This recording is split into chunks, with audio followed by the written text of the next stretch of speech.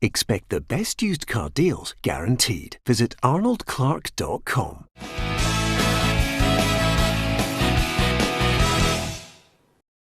Welcome to Peter and Roughie's Football Show, sponsored by Arnold Clark. I'm Peter Martin, Alan Ruff, Tam McManus and Charlie Adam here with me in the studio.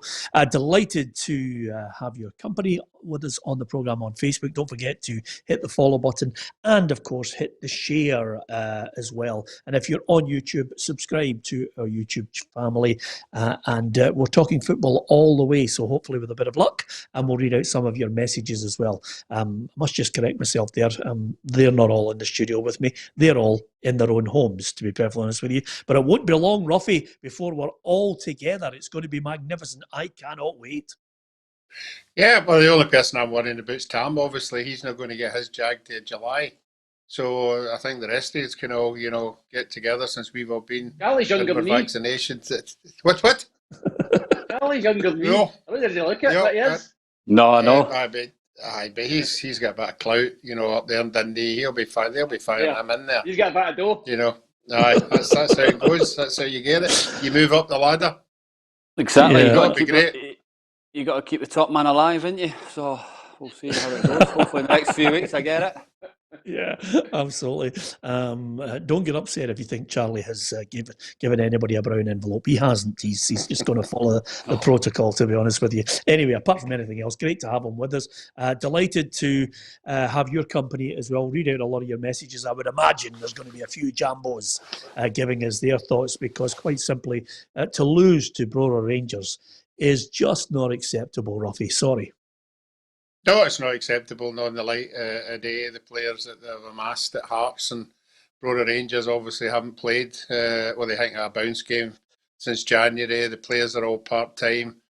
And on the night, there's no defence of it at all. You could probably say, he was minus 6 players or something like that. But even the players coming in to take their players' place, it's just not good enough. And he'll just have to ride the storm. And I know there'll be a lot of people, there are a lot of people out there obviously dismissing him already. But I would think the board, the main objective would be to get into the Premier League, and that's what he'll be judged on. Yeah, and Budge won't sack him, Tam McManus, because Hearts are way out in front. But many cynics and many Hearts supporters that I know are looking and saying, wait a minute, you should be well out in front in that league. You've outspent everybody in that league. Peter, listen, I mean, any one of us could win the league with Hearts. Without being disrespectful. The budget that Hearts have got, the advantage they've got in terms of the players they've got and the money they can pay.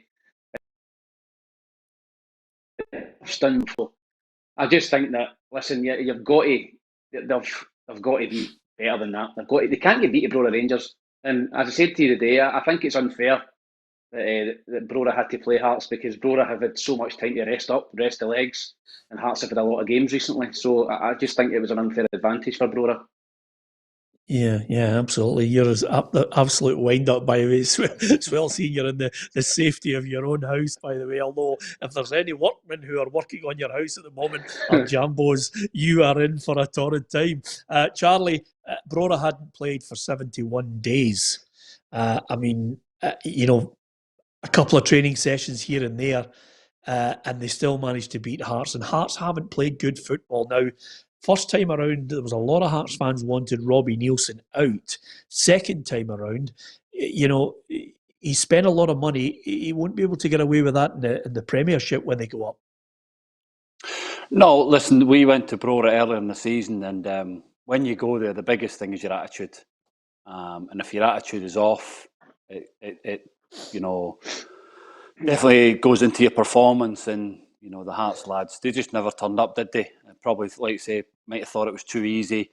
Brora a good side. I think they would be welcomed into League Two. They've got good players up there that have played at County and Inverness. So, no, they were a good side. But on the night, Hearts shouldn't be getting beat from Brora Rangers. And, that long 5.5, 6 hour bus journey down the road is a bit reflecting.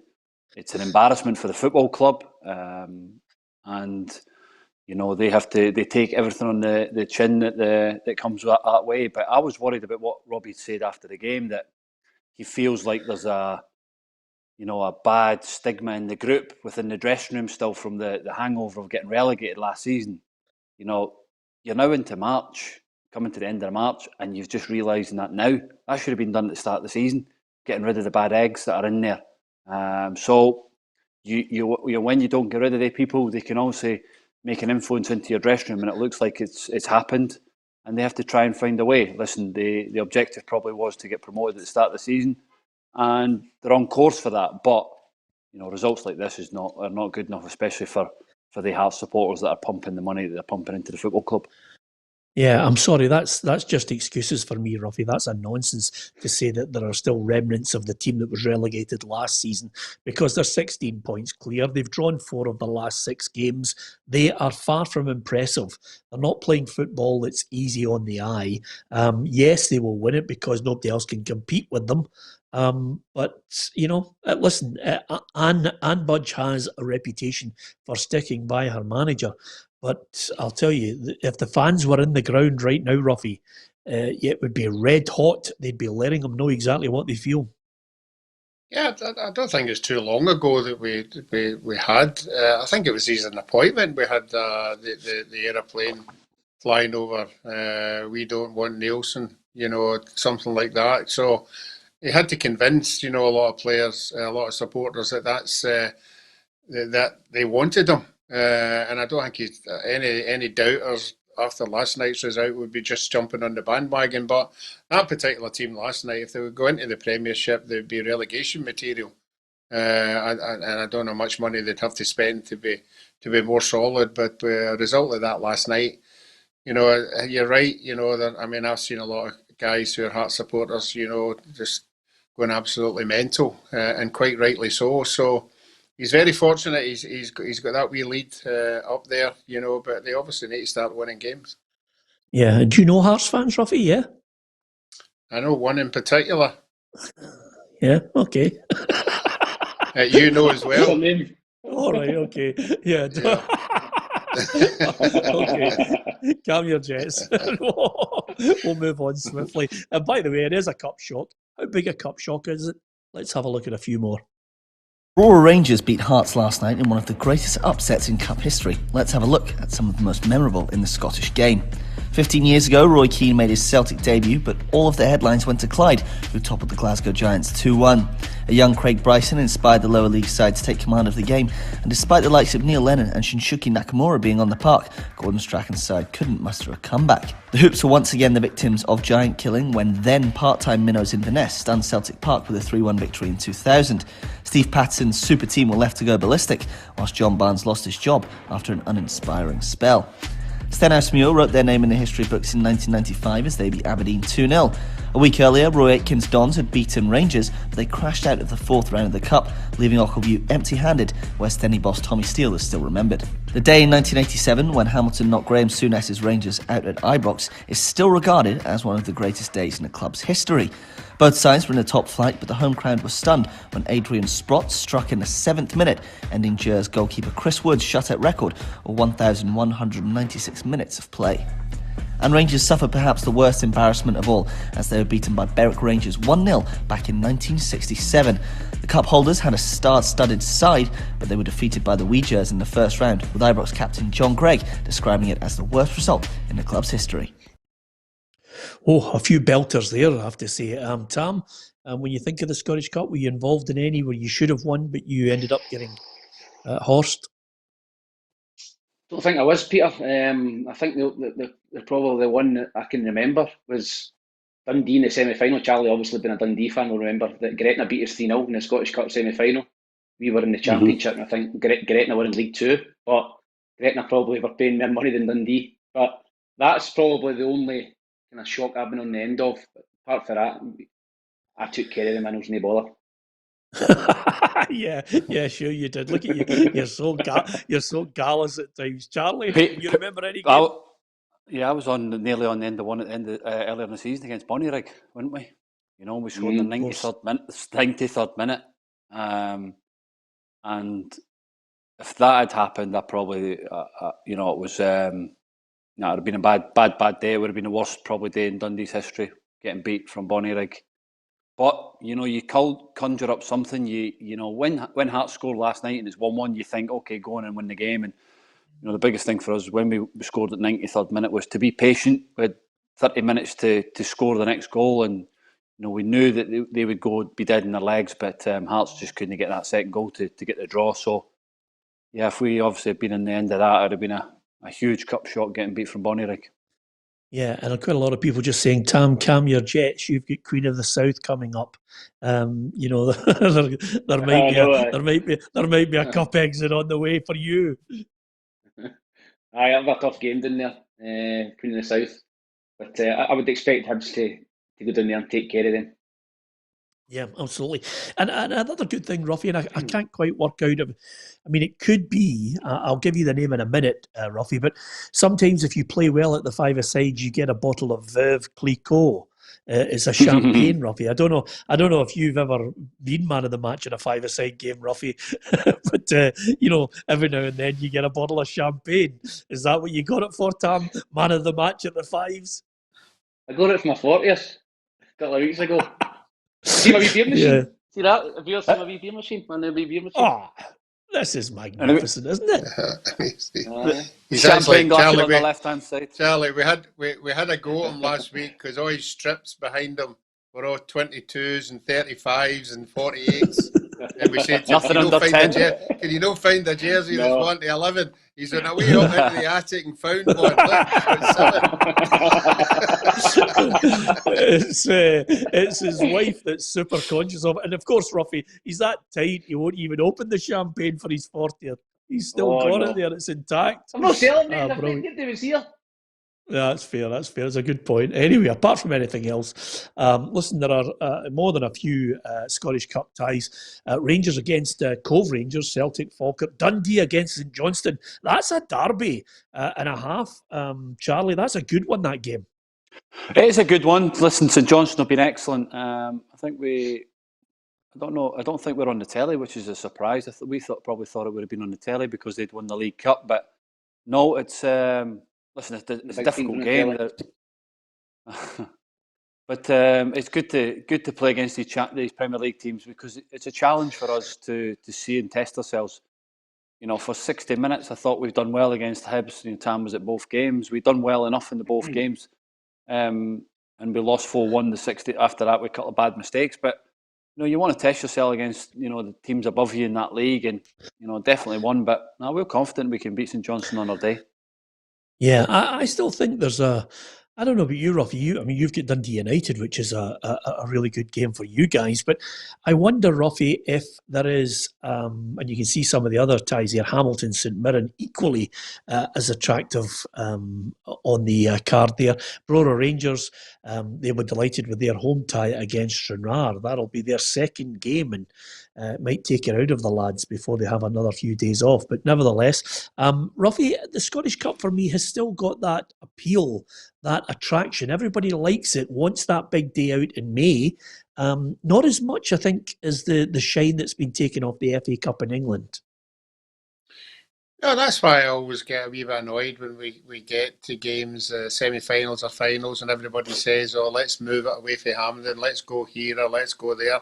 I can see the reasons why you would want to do it if there was only going to be, the stadium's going to be half full. But I think if you ask most players, who don't get to Hampden that often, if they were asked, where would you rather play? It would be Hampden. It's the road to Hampden. It's where everybody wants to play in the National Stadium. Once you've played there once or twice, you can see why. It's just got something about it, and it's even better if the stadium's full, and that's why it should always stay there. I agree. See, I'm the opposite. I don't think semi-finals should be at Hampden. I think the final should be at Hampden. It's like, you have these Wembley, the FA Cup the semi-finals at Wembley, and that. Get it to, a big enough stadium. And it's at the end of the season, that's the way you should be, playing at Hampden, the National Stadium. And, I think you should only play there for cup finals or if you get into the national team. That's my personal opinion, but everybody's different. The other thing as well, Charlie, is if you've never been to Hampden, it can be quite an occasion if you're in the final and you've never been there before. So at least if you're in the semi-final, if you're in the semi-final, you're getting a wee You've got to be taste lucky of to get being to a there, final. and yeah. I mean, I maybe think I'm that's the just build. thinking. Yeah. I think that's the. Yeah, but you've played there every week. You've played there every week, so it's different for you. Do you know what I mean? But I think that if you get that opportunity to go and play in a final, I think it's different for me. It does get boring after a while. I know where you're coming from. Yeah, absolutely. It gets boring when the two of you just keep talking over each other, but that's the nature of this bloody COVID. We're all sitting here trying to speak intermittently.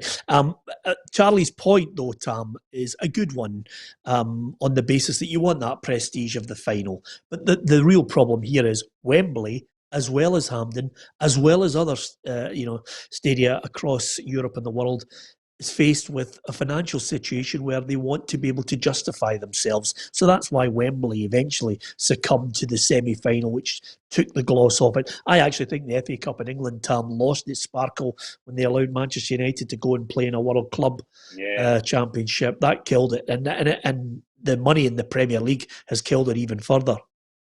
Yeah, listen, I think the FA Cup's well down the priority list for clubs in England, Peter. Your top clubs, they're not interested in it. They just want to finish in the top four, or your Brightons and teams like that want to stay up. So the FA Cup is a kind of backwater, and it's a shame because it's always traditionally been a massive tournament. You know, you always watch it on a Saturday at the end of the season. You know, glory, sunshine at Wembley, two teams coming out. It was always a big occasion, but I just think now that too much money at stake and it doesn't get you in the Champions League. Maybe if they gave a Champions League spot to the FA Cup winners, it would maybe change their thinking. So I don't know. It's definitely lost a wee bit of its lustre. Yeah, absolutely it has. Listen, there's a new man in place at Aberdeen, and again, it looks as if his team, Alan Russell, Scott Brown, will be the team. Certainly, Stephen Glass hinted to the Aberdeen fans that he's going to put a team together that can come down to Glasgow and strut their stuff. Whether that materialises or not is another matter. But the Aberdeen boss has also been talking about bringing silverware to Pittodrie. The reason I got in the team wasn't doing so well at the time. We ended up managing to not get relegated that year, which was a success at the time. But success at the club at Aberdeen means putting trophies in the cabinet, and I was fortunate to be in a team that did that. So probably the biggest memory is winning a trophy for the club and serving the club well during my time. So looking forward to doing the same again. Yeah, I thought he was a good player, Roughie. I can remember that 95 game. It was against Dundee. But as far as the selection process, I don't think there were any other candidates. I don't think anybody got interviewed. I can't remember anybody getting interviewed for the job, Roughie. No, they muted that they were going to interview. I think it was 12 people, but I think it was done and dusted as soon as you mentioned Atlanta. When you have a tie-up with another team, you've got to be seen to be at least promoting it, you know. And if you promote the manager, then certain players there might, if they're good enough, be on a swap deal as well, which would save the club a lot of money. No, I thought it was a done deal as well. But I've got a sticking feeling with the things he's coming out with, we have to get into Glasgow and compete with Rangers and Celtic, and we have to win trophies.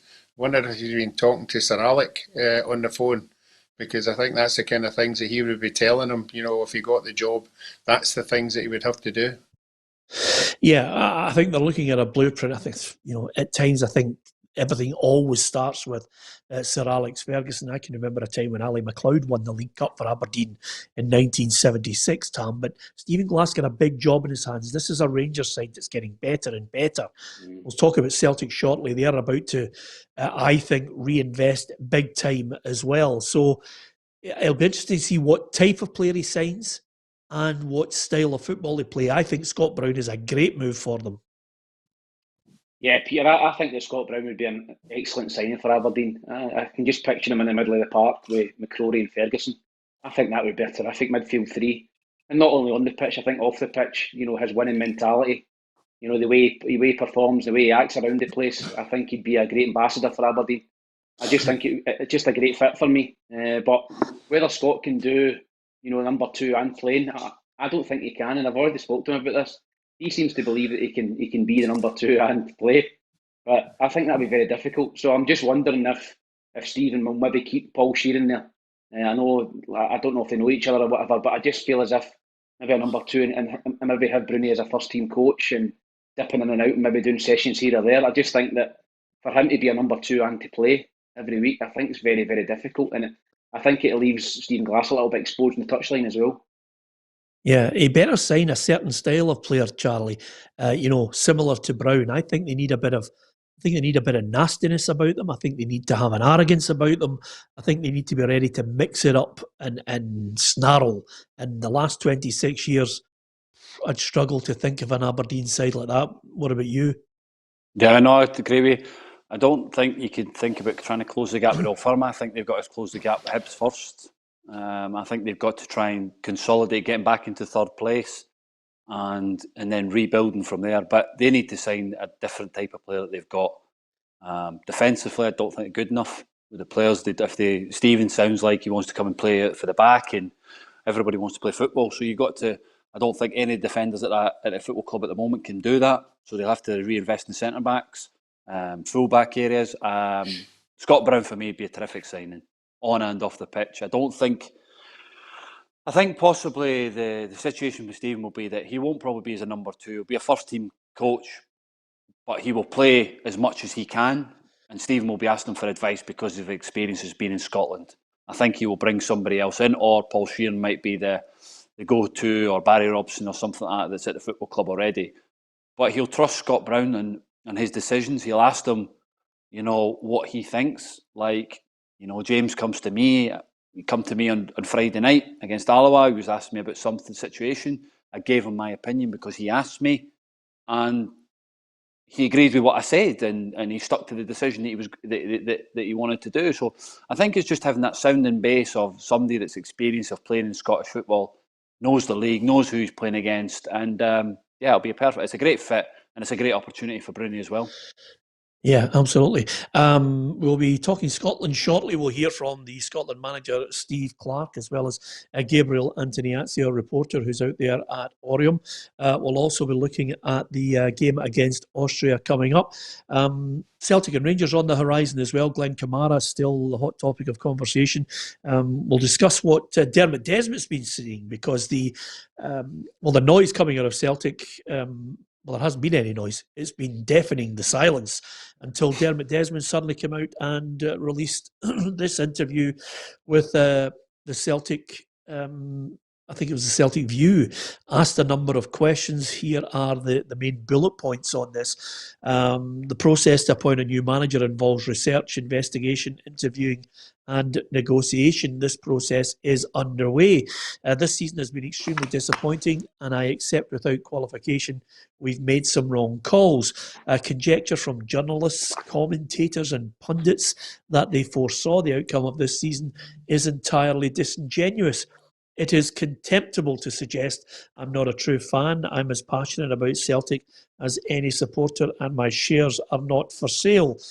We conduct our business behind closed doors. We don't seek public acclaim for everything we do.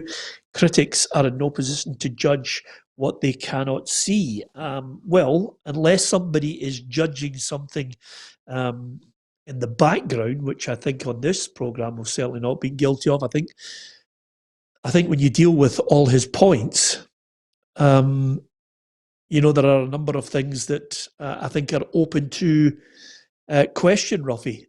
Quite simply, they have made mistakes. I think Dermot Desmond has accepted that. But as far as getting the right man in place, they better do it soon, because Celtic fans are wondering whether they're going to commit to season tickets in great numbers.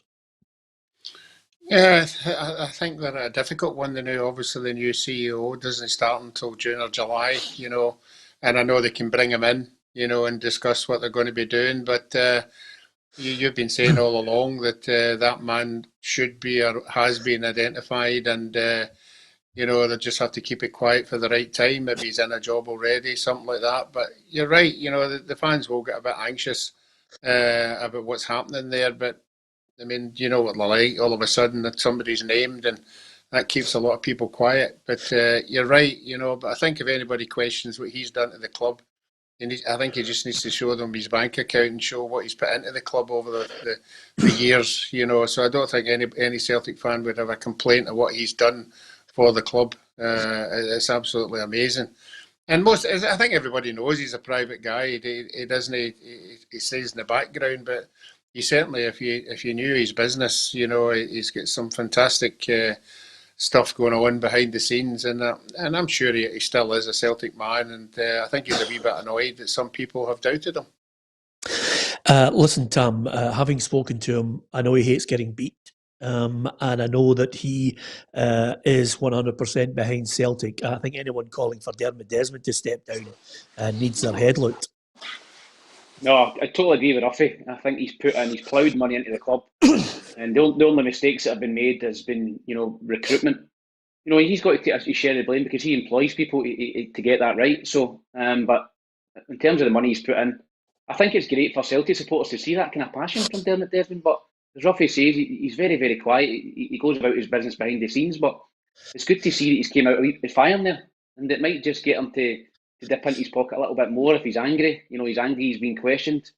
And I just think the Celtic fans will like that. They'll like that statement, and they'll like the fact that he's came out, he's said that his shares are not for sale, he's passionate about the club, he's a supporter. And maybe he should have done it. Maybe he should have done it earlier, and they wouldn't have got as much stick. But no, I think the Celtic fans will be glad that something's come out of Parkhead, because as you said, the silence has been deafening. There's been nothing. But it's good to see that. Yeah. And also, you mentioned there, Peter, that it's ongoing. The talks are ongoing to get a new manager, which I think will be encouraging for Celtic fans as well. Yeah, well, I think he's got his man. I think he knows who he is, and I don't think the money. You've been firm on that for a while. Absolutely, I know the way he operates. They make the call. He meets up with them, or in this case, he'll have a call with them, and they'll have done the deal to say, "This is what you're getting. This is what we're going to give you as a budget. Here are the players that are going out. Here it is in the kitty. This is the remit. This is what you have to do." He's done that on countless occasions. The only thing I would say, and this is where I want Charlie's thoughts on it, sometimes the train stops at the station and Celtic get lucky with a really good manager. They had it when before in 2000 they decided they'd had enough of Rangers winning the title, so they went out and got Martin O'Neill and spent big money. They cut the budgets and got Gordon Strachan, and I thought they got a great coach in Gordon Strachan. He was top man for me as well. Then they, I think Neil Lennon, equally as good. You look at his record. Ronnie Dyler was just a blatant mistake from start to finish, but they still managed to get 2 titles in it. And then you get a Brendan Rodgers. Now, I don't know where you think they are, Charlie, but they're not going to get a Rafa Benitez or a David Moyes because they actually think they're better and bigger than where Celtic are in Scottish football, and I agree with them. They're not going to get a Roy Keane because if they pick Roy Keane, I'll be absolutely flabbergasted because I think his record is not worthy of becoming Celtic manager. So for me, it's Steve Clarke or someone of a similar ability who knows the game in Scotland, can organise and can get results for them and take the fight to Rangers in the first season, not this bedding in situation. I don't think Celtic fans would tolerate that. There's no bedding in, Peter. They need to win some. They need to get back to doing what they've done in the previous 9 seasons. That's winning trophies. There's no bedding in period for any Celtic manager. I think Rangers, Stephen got a little bit of leeway because of it was a rebuilding job for the situation that they were in. But now Celtic, listen, are in a strong position. They're obviously going to lose players. But it's time that they reinvest it properly. And like Tam said, I think the recruitment they've got wrong, and have they got probably one manager wrong in the last, 10, 15 years, really? Ronnie Dyler, but he still won trophies. Neil was brought back in to consolidate the club, and after Brendan, went to Leicester, and he done what he was told to do, win trophies again. He done that. And obviously losing the position in how they played this season. But I don't think it was just down to Neil Lennon. I think the players have to take responsibility for, how they acted during the season. Lads trying to get out, want to leave, and things like that. So I think it was a combination of everything, and it imploded in one season that it was probably the biggest season in Celtic's history. So they'll have to look at that. And like you said, I don't know Dermot Desmond, never met him, but I believe that he's got his man and he knows where he wants to take the football club going forward. It's just having to announce it at the right time. Yeah, absolutely. We're going to talk about Glenn Kamara now, but just before that, We are a broadcasting company who tries our absolute best on YouTube and Facebook and Twitter to allow fans to have their view on football issues. We try and 99% of the time stick to football issues. We don't have a huge staff to police some of the moronic behaviour that goes on Facebook or YouTube consistently, because we would need the budget of Sky, BBC and BT Sport combined to try and police it and ban people. We try and give people a platform to actually make football points. But we will ban people on Facebook and YouTube. We do ban them. I just want to mention that for some people who are clearly get involved in unsavoury statements on the site. We talk football, but we will ban as many as we can. But if you think we could spend all day doing it, I'm sorry. You know, the only thing we do say on a regular basis to decent people is talk football. We want to talk football. If you're not, then as Tam will break into a smile now, this isn't the show for you. You really, as a troll with no brains, have to go onto sites and forums that are not about football. It's the only thing I can say that I know appeals to people who love their team and love their players and want to chat about issues. So I try not to mention it every now and then, but sometimes I can see things coming up that are in the gutter. And I think because I've been brought up with good parents and a good upbringing, I think it's only right and proper I mention it. So, with that in mind, Glenn Kamara. And again, this is a situation which is ongoing. Glenn Kamara's lawyer has issued a statement regarding the racial abuse that he received. Glenn welcomes the police investigation into the racist abuse he faced from Kujela, who's the Slavia Prague player. Police Scotland officers are now expected to question Kujela when he returns next month on the 8th of April to England to play Arsenal. There can never be any justification for the deeply offensive, provocative and racist language Kujela is accused of using. A UEFA investigation is now underway, which Glenn will fully cooperate with. If Kujela is found guilty, UEFA must use Article 14 of the disciplinary regulations to impose robust zero-tolerance sanctions. Well, I think everybody echoes that sentiment. We have to wait to see if the allegations stand up and how they are proved, Charlie. That's the tough part of it. And I have great sympathy for Glenn Kamara. I don't think he's the type of boy. He's a quiet professional footballer who would make up such an outrageous allegation, especially in the current climate. No, I don't know the player. Just knowing that obviously played at Dundee, the lad said he was a very quiet lad, and for him to react like that was serious. You know, it must have been to a racist remark and things like that. So he's reacted in a way that, you know, 99% people would react, probably 100% people would react if that had been said to you. The only thing that I'm disappointed with in that statement is that the police have not gone, why don't they just go to the Czech Republic and do it now? What happens if Kujela doesn't come over to the Arsenal game and stays in the Czech Republic? Are they going to go then? I think they should have been on the flight to interview him and get what he said, and before this Arsenal game is done. Because if I was Slavia Prague, I'd say, well, you know, you're not going to come to England, and you know you won't be questioned. So I think that the Scottish police should have been on a flight over there and sorting this out as quick as they can. I'll tell you, the positive aspect of it all, Roughie, is Glenn Kamara on the park. £50,000, an absolute steal. You know, it looks as if Rangers might be talking about extending his current deal, and who would argue?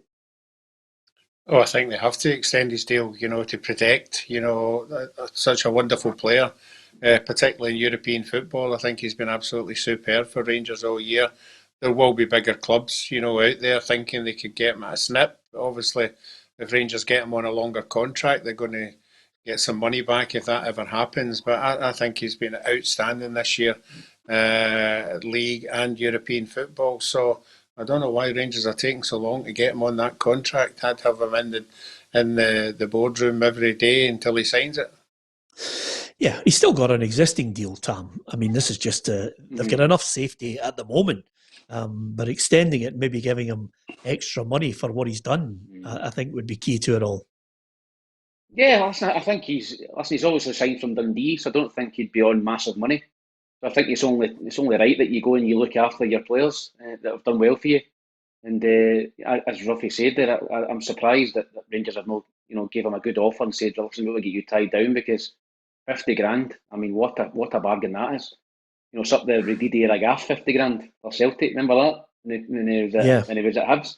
So listen, it's a snip, and you'll get at least 5 million for him, possibly more. So I think you've got to protect that asset. Yeah, absolutely. Didier Gant. Now, there's a name. I don't know about you, Roughie, but I thought Didier Gant could have won a gold medal at the Olympics. He's the only guy I know it could kick the ball past you and give you a 10-yard start.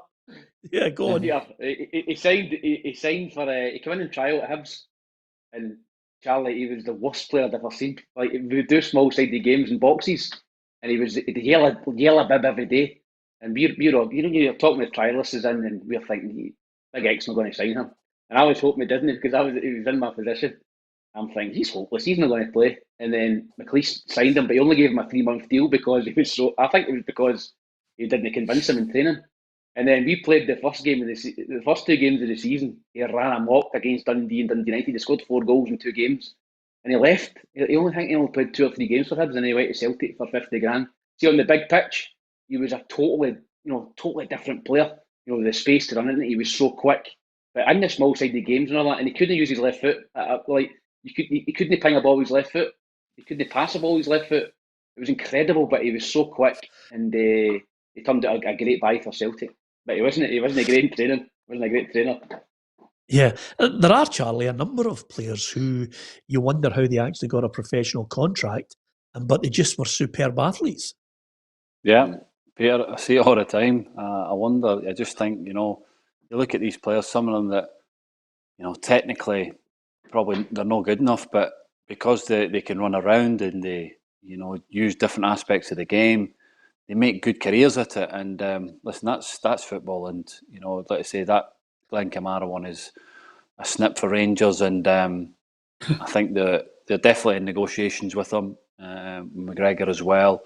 And they'll be looking I think the Glenn Kamara one will be different because of, he'll be looking to see what future is, because he will be looking to see what offers are out there. I think he's done extremely well, and for Rangers, if they can get him tied down, it's another asset in the football club. Here's a question I want to ask you, Charlie. Did you play with Rory Delap? Yes. What was he like as a player other than throw-ins? I'm not being facetious. I was just wondering what he was like as a player. Rory's a good player. Technically, he was good. Yeah. Left and right foot. He was a good player. But there wasn't many in that Stoke team at the time. We got under Tony Pulis, who were allowed to go and play. You weren't allowed to go and play with Tony Pulis. It was make sure, get out to centre back, get it long, and we'll get second balls. But listen, Rory Delap had a great career, but was underestimated with his technique and how he was the footballer. But obviously he had that long throw, and he was remembered for that. But he was a good player. What was Bojan like? He signed from Barcelona. He signed for Stoke, and it never went too well for him. Was he quality? Magician. Unbelievable. Magician, mate. Honestly, I remember it, and I still see it now. That night at Rochdale, when he done his cruciate ligament, when he come in the door, you could see he could played for Barcelona. I was fortunate to play in the Champions League as a young kid at Barcelona at the time, and his CV speaks for itself. But he got that knee injury at Rochdale and never really come back from that period. We'd play 4 or 5 games and do really well, and then he'd have his dip, and then he'd be left at the team, and it was a struggle for him because he was what a talent he was. And it's sad, especially when somebody has an injury, because he applied himself every day, worked hard, looked after himself brilliantly in the gym, and he was a top professional. It's just sad to see somebody like that talent, lose what he probably should have had an unbelievable career to not reach the level that he did because of the injury. Yeah, absolutely. I thoroughly enjoyed watching him as a player as well. Listen, Scotland against Austria. There are a number of matches tonight and tomorrow for those World Cup qualifiers we'll be keeping our eye on. But Scotland against Austria, our reporter Gabriel Antoniazzi has been out there at the Orium in Edinburgh with the Scotland camp. Thanks, Peter, and good afternoon once again from Oriam here in Edinburgh, where Scotland have just completed their final training session ahead of their opening World Cup qualifying fixture against Austria at Hampden tomorrow. Speaking to manager Steve Clarke, he said the mood in the camp is one of excitement and of confidence. Of course, the team come into it on the back of qualifying for this summer's European Championships. The fixtures were in November. It was the last time they did play. However, Clarke has his men focused on the task at hand. He wants them to become regular qualifiers for major competitions. The squad that's here now is focused completely on the World Cup games because they're the most important ones. We've said it almost since we qualified for the Euros that we don't want to be one tournament wonders. We want to have a continued period of success. So that starts tomorrow night against Austria at Hampden. Both Clarke and captain Andy Robertson have told us that Shay Adams and Kevin Nisbet, the two new boys in the squad, have settled in really well. They could be in line to make their debuts tomorrow. Robertson will start in his typical wing-back position, and he thinks Austria are fearsome opponents. So it would seem all thoughts of Euro 2020 are on hold for now, as the team aim to make it to back-to-back tournaments and the first World Cup for 24 years. We've all got our different permutations of the Scotland lineup. Marshall in goal, O'Donnell and Robertson the full-backs, Gallagher, McKenna, Tierney in the three central defensive areas, McTominay, McGregor, McGinn, Dykes and Adams possibly. Charlie, what would your permutation be? Have I missed anybody that might come in? No, I don't think anybody that you've said would not play. Listen, it's an opportunity to start off well, but I still think it's a confidence thing where if you can win this or have a good week this week, and in the next games, and then obviously looking forward to the Euros, you've got to take that. So I hope that they can continue the highs of getting there. Obviously lost the last couple, and we have to get back to winning ways. And this Austria team are full of good players. Arnautovic, Alaba, people like that. It's going to be a tough game. So Scotland will need to be at it and ready to go. Yeah, I think the general feeling in this, Roughie, is Steve Clarke doesn't want the country just to be, the one-hit wonders of getting to the Euros and then failure after that. I hope the players feel that way as well, because the World Cup is a different thing from the European Championships. The World Cup is massive. You're competing against everybody, and I think that would be the quest. I mean, we keep hearing players saying, "Oh, this is the last chance I've got to get into a World Cup." So let's hope they go out and perform. That is the be all and end all, because it is a wonderful occasion to get there. Yeah, we'll enjoy the European Championships, but I'm sure most of the boys would want to get to the finals of the World Cup, because it's absolutely massive. And let's hope they can. Austria, as the guys are saying, will be a very, very good side. We saw how many the Austrians play in the German league. That tells you something. So they'll be very, very good. I actually played against Austria in a World Cup qualifier at Hampden when we drew 1 each. Can you tell me who scored the Austrian goal? Hans Krankel. Bang on. Arnold Schwarzenegger. Yep, yeah. It was Hans Krankel. That's an Austrian player, I know. You always say it. Well, Arnold Schwarzenegger. Flanky of ankle. Hans Krankel. Yeah, absolutely. He was a fabulous player, I have to tell you, Tam. He was in the kind of the same mould as Gerd Muller, a real goal scorer, in the penalty box. You couldn't make any slip-ups. He was all over you. But, yep, Hans Krankel. I'm quite pleased with myself with that one, Roughie. As far as, interestingly enough, I've got to get your thoughts on this, Charlie. This shows you that, sometimes we're guilty of being insular in our thinking here in Scotland, that we're so utterly unique. And, we in the media are moronic, sometimes stupid, sometimes outlandish in our behaviour, our questioning of certain things. Can you believe in Portugal, the media and certain quarters are asking whether they should just play the international side without Ronaldo because they play a more beautiful game? What a sad. It's unbelievable, isn't it? When you're asking probably one of the two greatest players that have ever played the game to, not sure if he should play. You know, for what he's done for that country and what he's done in his own club career. You know, I see him linked away from Juventus for 25 million in the summer. You know, if I'm any club in the world, I'm thinking, okay, for 25 million, I'll take him. You know, he's still one of the best players in the world. So I just think it's that'll be a media sort of thing, trying to get him out because of maybe they fancy somebody else younger coming through. But listen, Ronaldo's still one of the top players, and you know, definitely make that Portugal team a better team. Yeah, I mean, Tam, the thinking behind it was that the team without Ronaldo was playing a football which was less reliant on forcibly trying to pick him out in the park, you know, give it to him. I mean, Charlie mentioned Juventus there. Juventus have said he's staying next season as well as Pirlo. He scored 100 goals in 120 games for Juventus. He missed a couple of games for Portugal, and he's come back since those. Well, he's come back. He's off the boil. He scored 102 goals for Portugal, and he missed a couple of games, and he came back and he scored 17 goals in the last 16 games for Portugal. I mean, who in the right mind would think? I think we might not. You know, we might have him on the bench. I don't know, Peter. I agree with Charlie. I can't believe that. Portugal they're always going to be a better side with Ronaldo in it. He's still one of the best players in the world. So. And he's so fit. I know he's getting older now, but he shows no signs of his legs going or you know, I think he's a tremendous player still. So I don't believe that. And I actually fancy Portugal for the Euros. I'm going to have a wee fiver on them. I think they're a good tournament team. So hopefully he's in the team.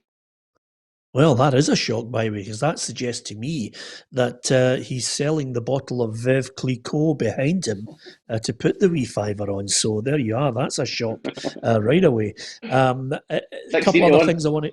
Yeah, is that what they are? 16-1? That's incredible. Yeah, he's some player, absolutely magnificent.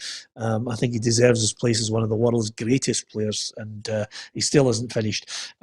As far as Gareth Bale's concerned, Roughie, it looks as if he's frightened the life out of everybody.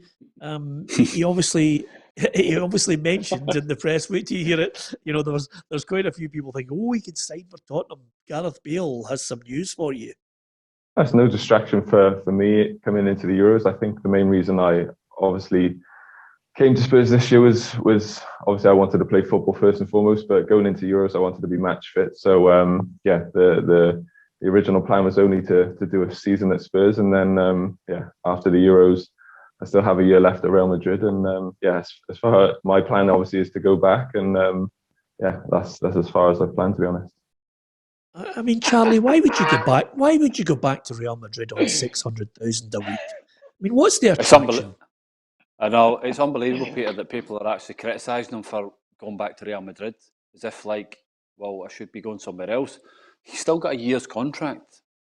You know, it wasn't so long ago he was, you know, winning the Champions League. You know, one of the best players in the world, scoring that unbelievable goal, and the reason he left Real Madrid was because Zidane doesn't fancy him, and he's coming out to play at Tottenham to get game time for the European Championships, and also try and help Tottenham get back into the Champions League. So it was like a win-win situation.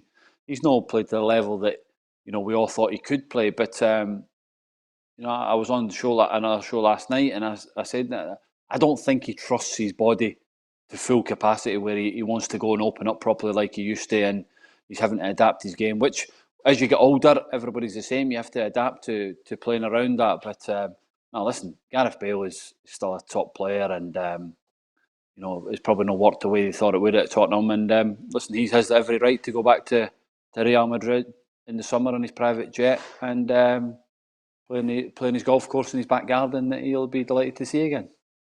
Yeah, absolutely. I mean, can you imagine going, Tam, to the? Can you imagine going to the cash line in East Kilbride and you stick your 4 digits in, and then another 600,000 quid drops? Oh, can you imagine? Do you know what the best thing is as well? Do you know in Spain at Barcelona and Real Madrid they only get paid twice a year? Is that right? So they get paid in the Christmas time, so they get paid December and probably May or something like that. So they get 2 big lump sums That's how they do it in Spain. At the top clubs in Real Madrid and Barcelona, they get paid twice a year. They obviously get a little bit of a salary during the year if they want it, but the two big payments are the summer and the Christmas period. So it'd be nice to go up at Christmas time and look at the cash machine. I'd have been skint for February. Yeah, well, hurry up, mate. Tom, it's such a good point you make. I've got mates of mine who hit Friday, and then I had to sub them by the time we got to Monday, or we weren't going out anywhere. Absolutely. Listen, he's. I didn't know that, Charlie. That's a great point, Roughie. I think I would.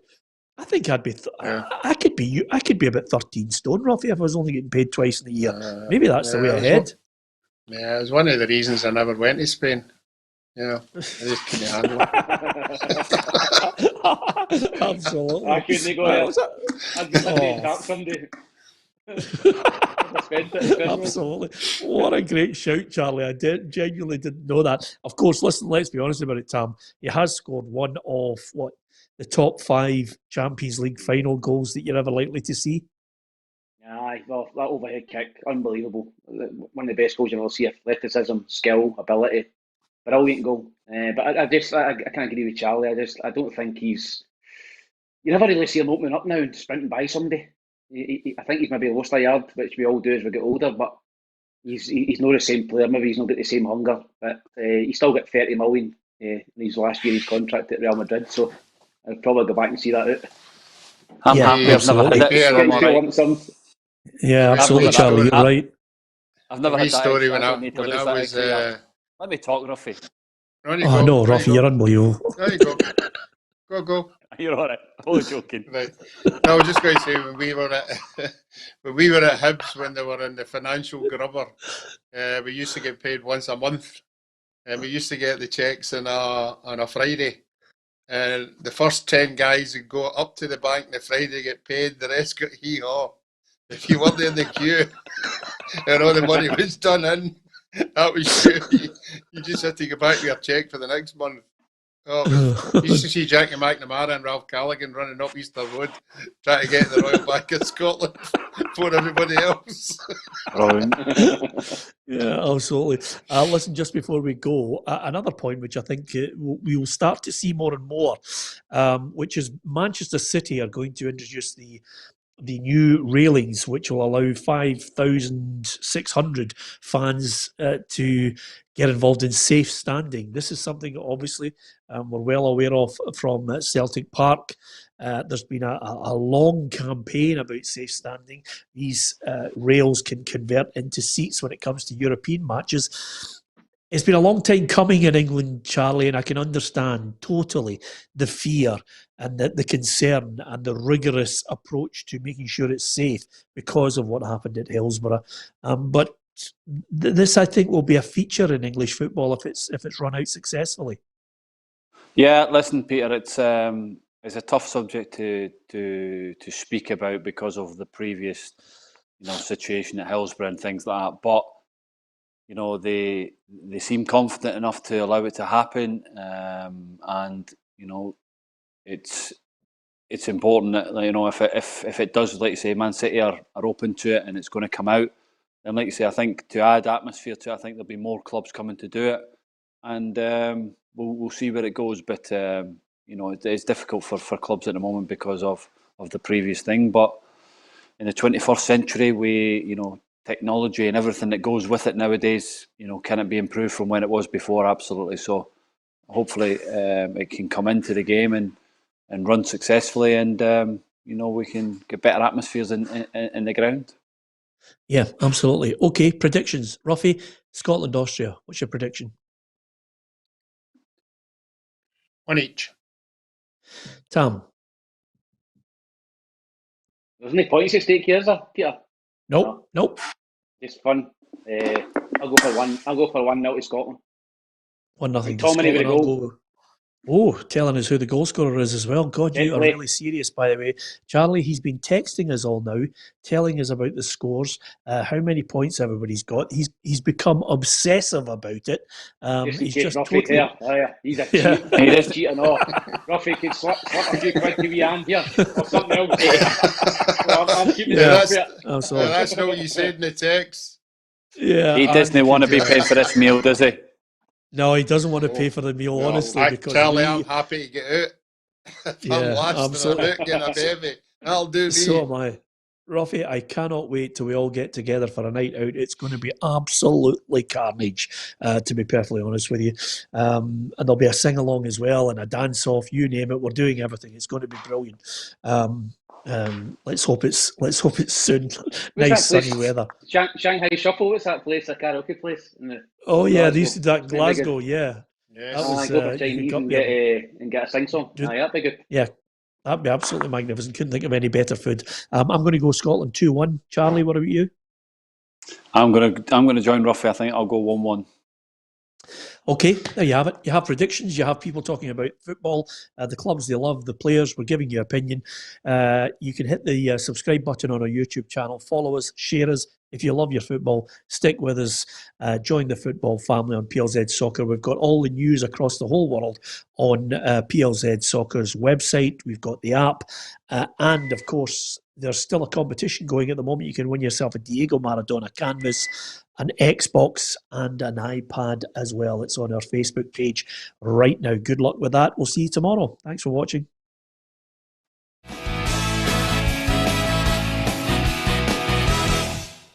Expect the best used car deals guaranteed. Visit arnoldclark.co.uk.